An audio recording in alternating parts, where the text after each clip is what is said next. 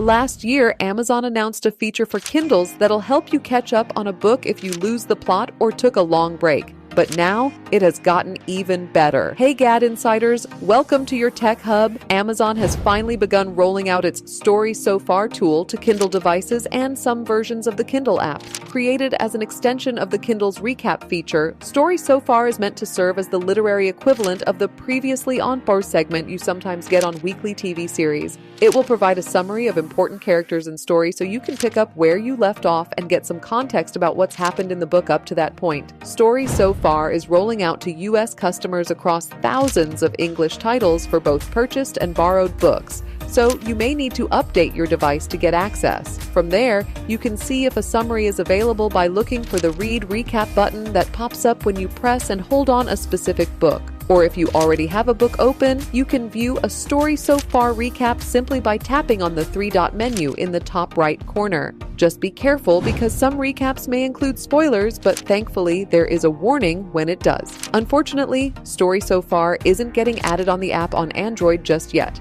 Plus, not every Kindle is supported, so if you have an older device, there's a chance you may not get it. And to make things a bit more confusing, just because an ebook supports the broader recap feature doesn't mean it also supports Story So Far. Anyone who has put down a book for a long time knows how hard it can be to get back into the action, especially when you may be a little foggy about what's been happening in the story. So as a tool to get people to revisit titles they may have abandoned, Story So Far could be a nice way to encourage people not to give up on their reading goals. For more updates, subscribe to GadInsider, like and share the video, and don't forget to press the bell icon so you never miss any update.